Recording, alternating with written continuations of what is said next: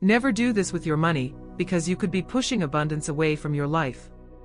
Today, we'll explore 7 habits that keep many people in poverty and are sabotaging their economic well-being. Before we begin, save this content if you want to listen to it again when you need it. And if you believe someone else needs this message, share it. Now, let us start. Think about this: what is your relationship with money like? Do you keep it close, or does it always seem to slip through your fingers? Do you feel insecure when you think about your financial future? If so, you're not alone. Many people walk the same path. And a big part of the problem isn't a lack of money, but certain habits that, without us realizing it, perpetuate scarcity. We're going to identify these 7 habits and, most importantly, how to transform them. Grab paper and a pen. Write each one down. Repetition creates integration, and what is integrated transforms. Habit 1: not saving. Many people justify not saving by saying they earn too little. When I have extra, I'll save, they say. But that logic rarely works. Why? Because there's almost always something to do with money: an outing, an unforeseen expense, a treat. And if saving isn't planned, it simply doesn't happen. Saving isn't about absolute amounts, but about percentages. It doesn't matter if you can set aside 10%, 5%, or even 1% of what you earn. The important thing isn't how much, but to start. When you train your mind and nervous system to set aside a small part of what you receive, you're activating a principle of self-responsibility and foresight. The initial goal isn't to accumulate a large sum of money, but to create the habit. That small repeated act tells your mind, I take care of myself, I back myself up. Over time, that habit strengthens, and the amount also grows. Saving is the foundation of financial stability. It prepares you for the unexpected and also for what you desire. It serves both for emergencies and for achieving goals. Think about recent years: health crises, global lockdowns, inflation, job losses. Who got through those times better? The people who had a cushion, however modest. Saving doesn't make you less free. It gives you more options. And more options equals more peace of mind. Habit 2: keeping money static. Many of us grew up with the idea that having money saved was enough. That if you managed to gather a sum and kept it intact, you were safe. But in today's reality, that vision no longer works. Keeping money without movement, simply in a traditional savings account or under the mattress, is like letting it sleep while the world keeps turning. Inflation, that constant increase in the cost of living, causes that money to lose purchasing power every year. What you buy today with 100 might cost you 120 or more tomorrow. And if your money doesn't grow, it's actually decreasing. Saving just for the sake of saving isn't enough. The true purpose of saving is to create a base for investing, to make that money work for you. Just as you give your energy and time to earn money, at some point your money should also return the favor. But be careful, it's not about jumping into investing without criteria. It's about educating yourself. About understanding what options exist, what your goals are, and what level of risk you can assume. Learning to move your money intelligently is a profound form of self-care. Leaving money stagnant is like having a seed and never planting it. It can stay there for years, bearing no fruit.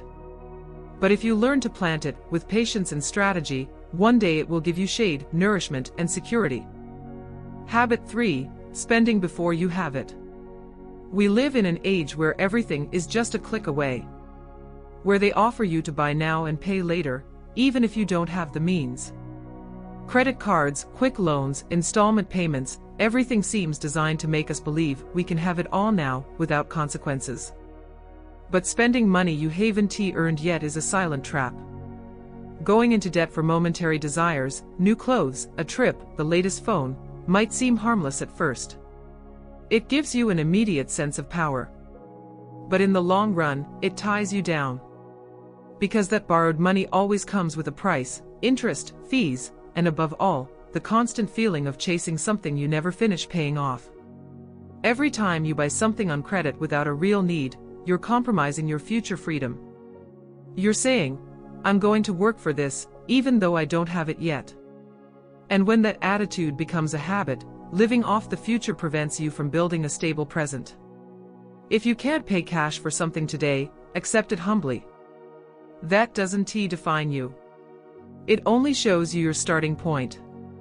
Instead of feeling bad, use it as motivation. Ask yourself, what do I need to learn or improve so that this is truly within my reach? Because it's not about not treating yourself. It's about treating yourself without costing your peace of mind. Habit 4. Appearing to have more than you do. One of the most damaging, and most invisible, financial habits is trying to show that you have more than you actually possess. We live in a society where image holds weight, where appearing successful often matters more than truly being so. And that pushes many people to spend on things they don't need, with money they don't have, to impress people they don't even care that much about. Latest model phones when you don't even have an emergency fund. Brand name clothes while living paycheck to paycheck. Cars that cost more in maintenance than you earn in a week. Expensive restaurants while basic bills are due. All of this is not prosperity. It's a facade. And behind that facade there is anxiety, frustration, and sometimes, hidden shame.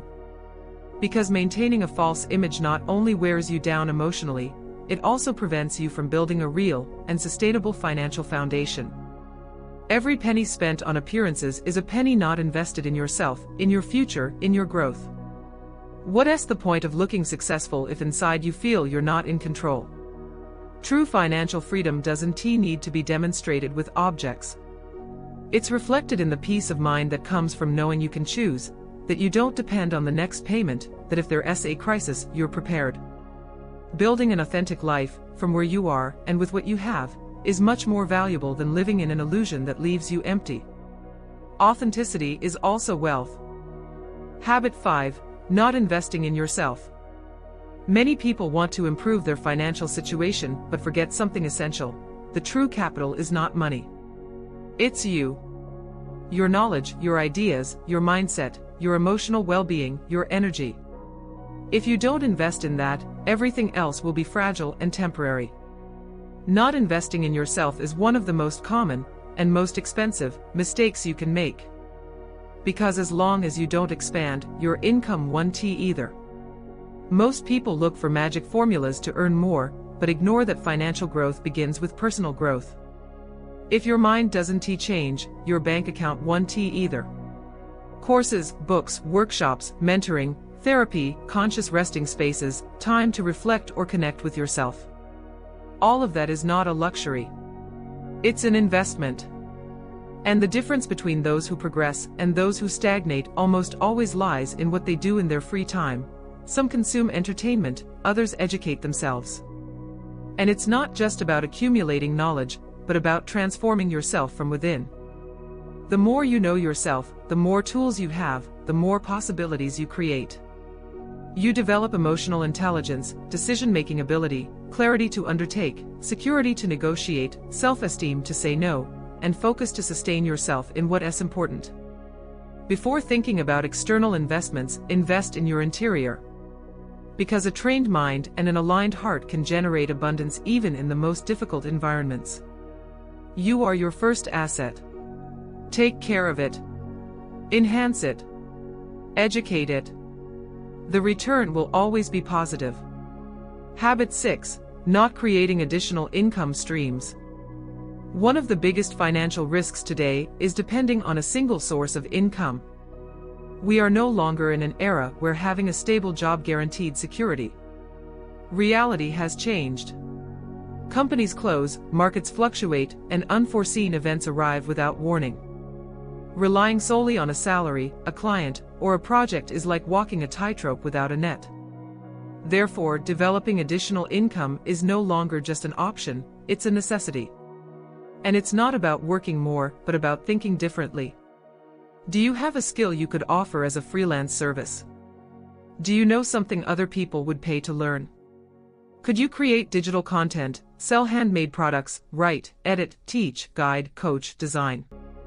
Opportunities exist, but they require two things: a creative mindset and a willingness to learn. Perhaps you won't start earning much.